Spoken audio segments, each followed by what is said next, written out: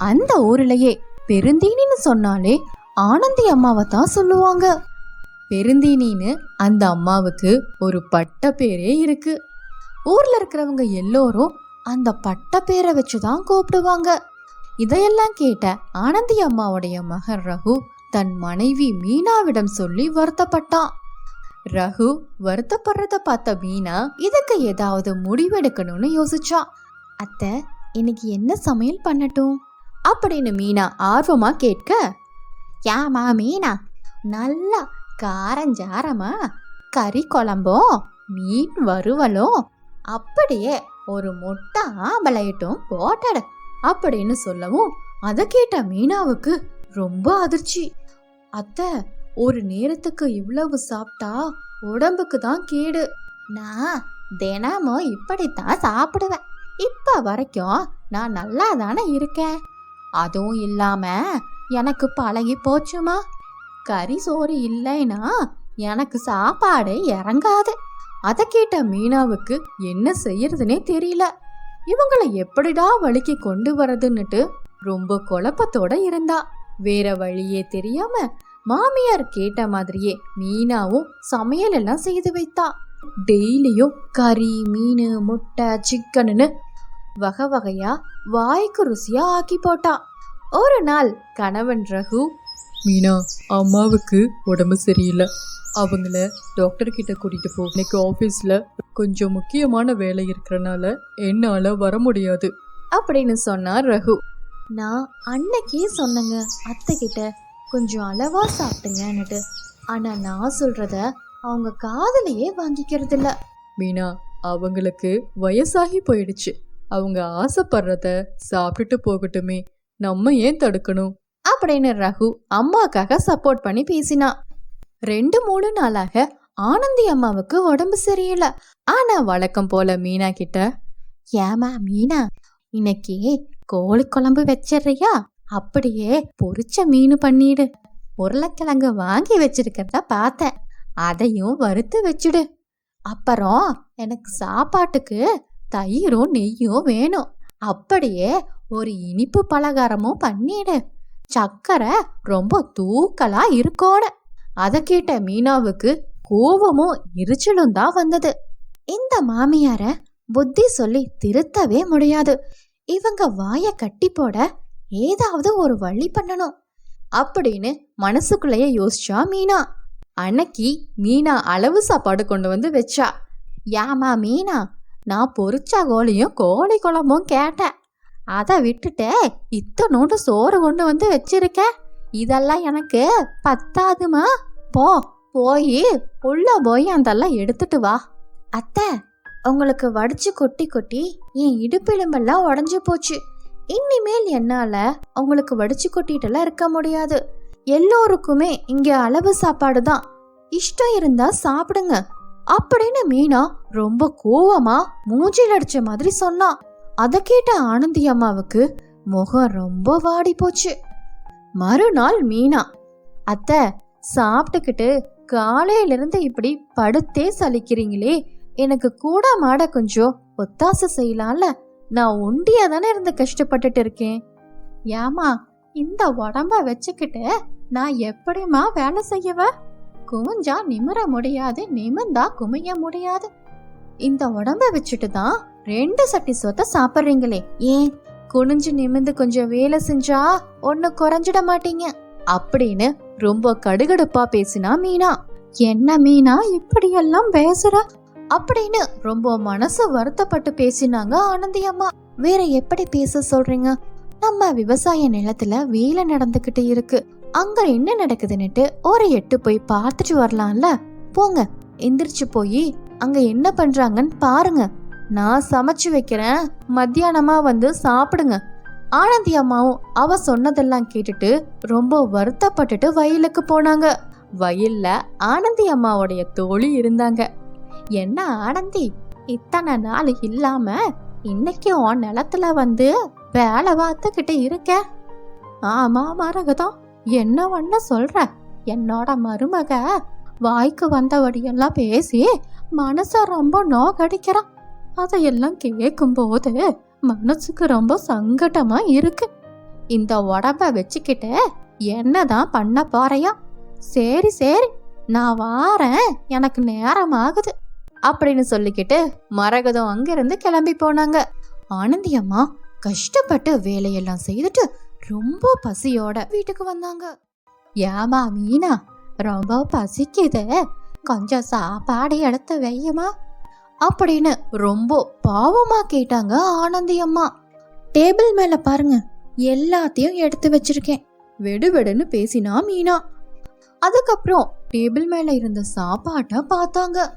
அந்த சாப்பாட்டை பார்த்த உடனே ஆனந்தி அம்மா மூஞ்சி ரொம்ப சுருங்கி போயிடுச்சு. அங்க கோதுமை கிச்சடியும் ஓட்ஸ் கஞ்சியும் தான் இருந்துச்சு. என்னம்மா இது, சோறு கேட்டா கஞ்சியையும் உப்மாவையும் வச்சிருக்க?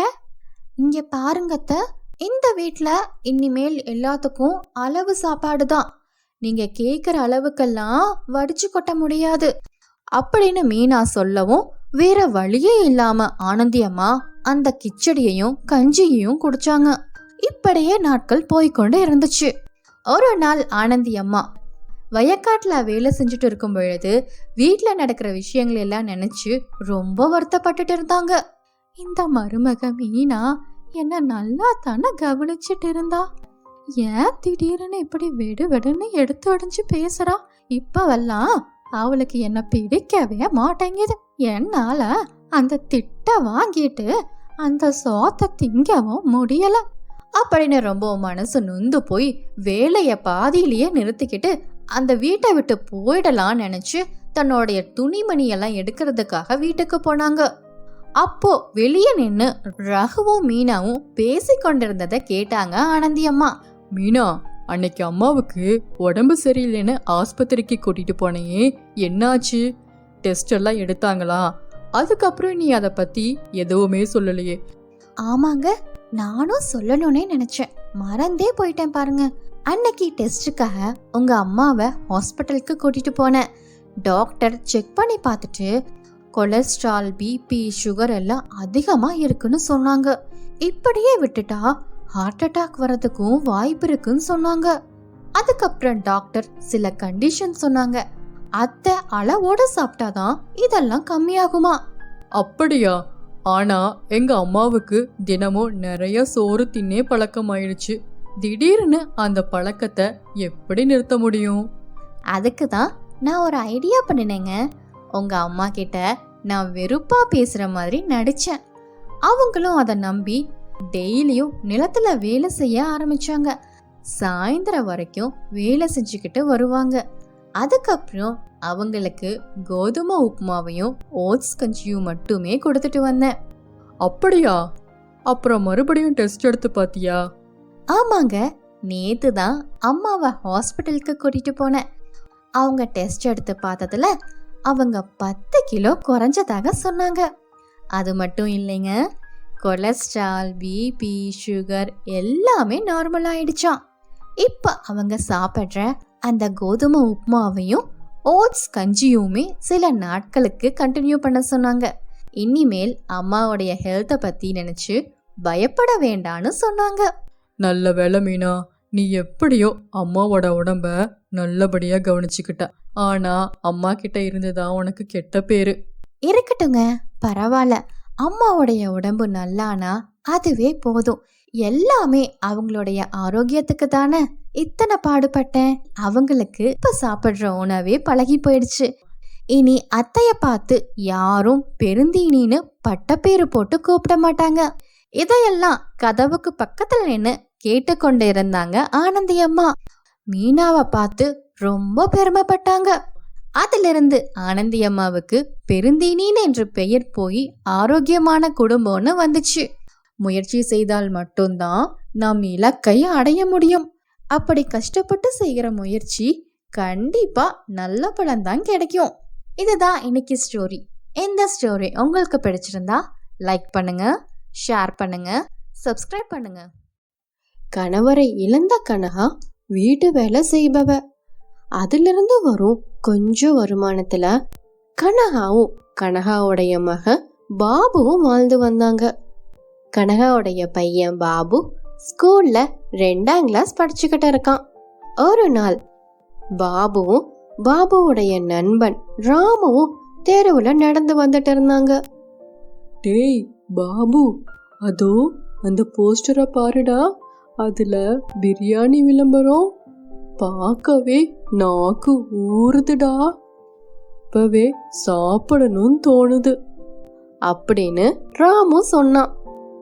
பிரியாணினா என்னடா, இது வரைக்கும் நான் சாப்பிட்டதே இல்ல அப்படின்னு ரொம்ப ஏக்கமா சொன்னா பாபு.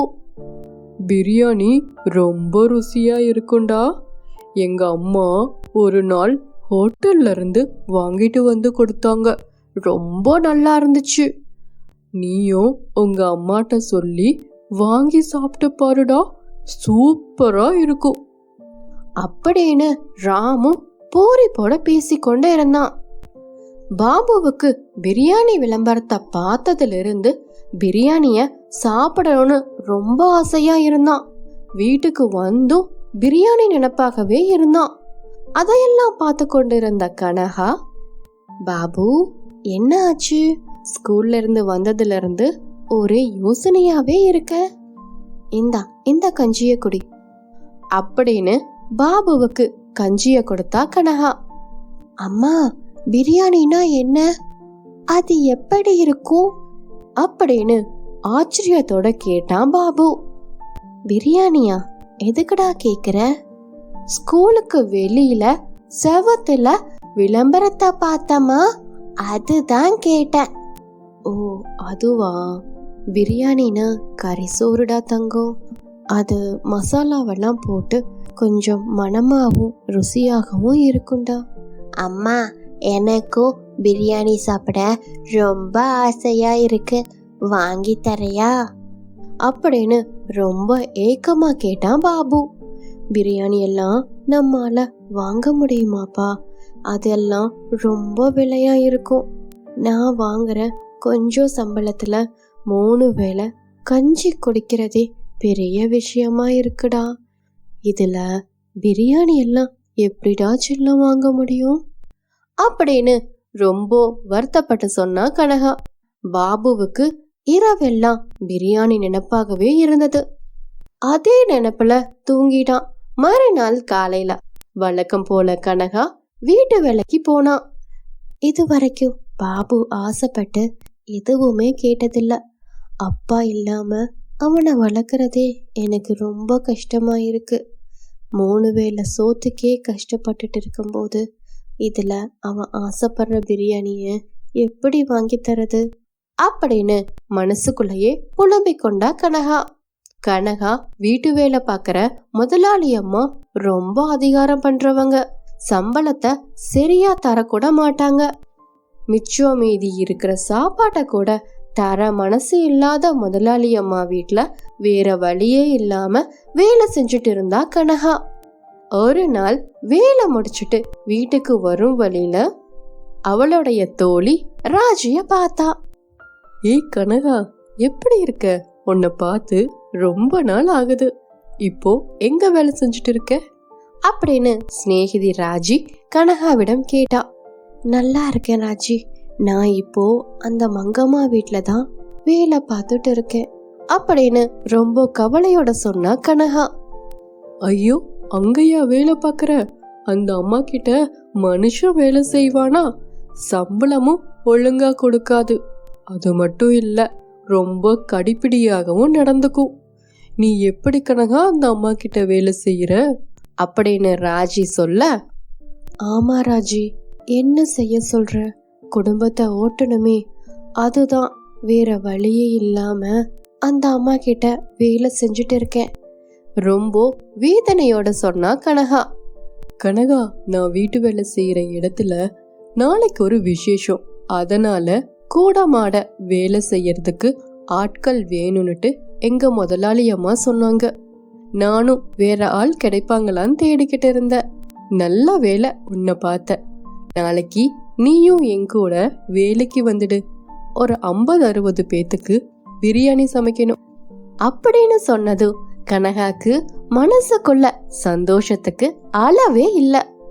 சரி ராஜி, நாளைக்கு என் பையனையும் கூட்டிட்டு வரலாமா அப்படின்னு தயங்கி கொண்டே கேட்டா கனகா. ஓ, தாராளமா கூட்டிட்டு வரலாம் கனகா. எங்க முதலாளி அம்மா ரொம்ப நல்லவங்க. அவங்க எதுவுமே சொல்ல மாட்டாங்க. உனக்கு சம்பளமும் பிரியாணியும் தருவாங்க. பாபு ஆசைப்பட்ட மாதிரி பிரியாணி சாப்பிட போறான்னு நினைச்சு ரொம்ப சந்தோஷத்துல இருந்தா கனகா. மறுநாள் காலையில கனகா தன் மகன் பாபுவோட புது முதலாளி வீட்டுக்கு ராஜியோட போனான். உள்ளே போனதும் தோட்டக்காரன் தோட்டத்துக்கு தண்ணி ஊத்தி கொண்டு இருந்தான்.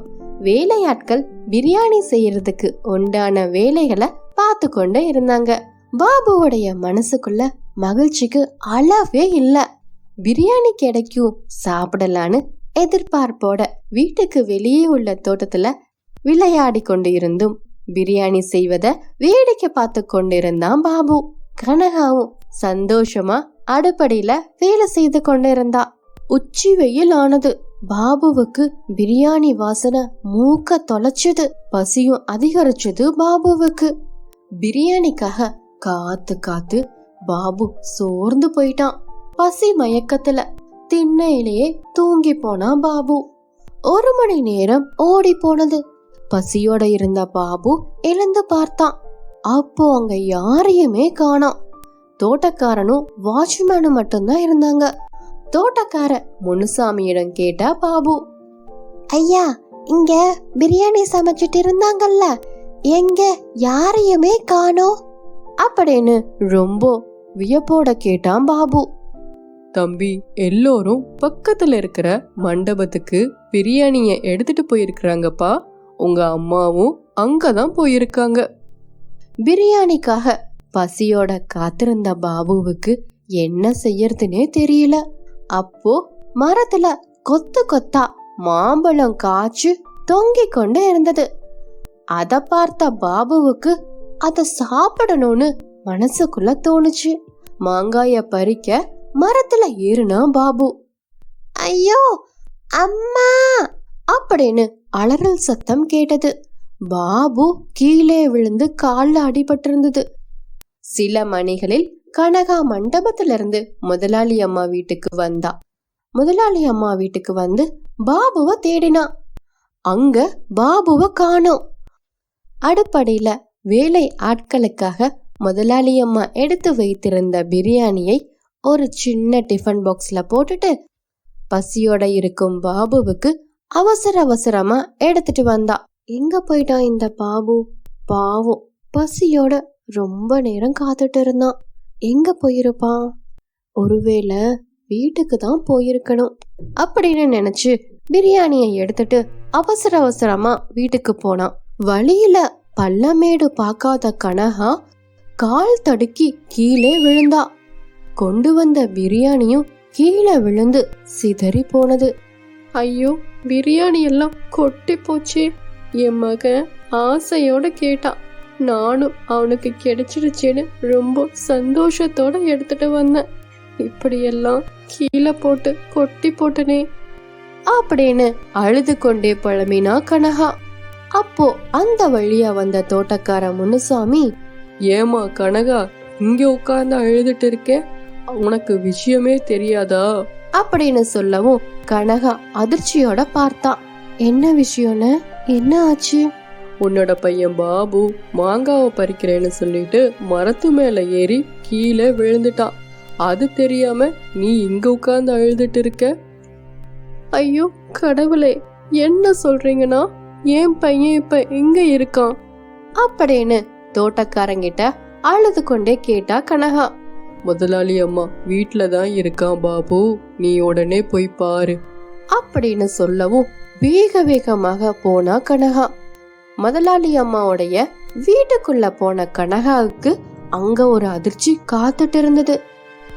முதலாளி அம்மா பாபுவை உட்கார வச்சு வாழை இலை போட்டு அதுல மட்டன் பிரியாணி, சிக்கன் வறுவல், பருப்பு பாயாசம், வடைன்னு வச்சு கொண்டு இருந்தாங்க.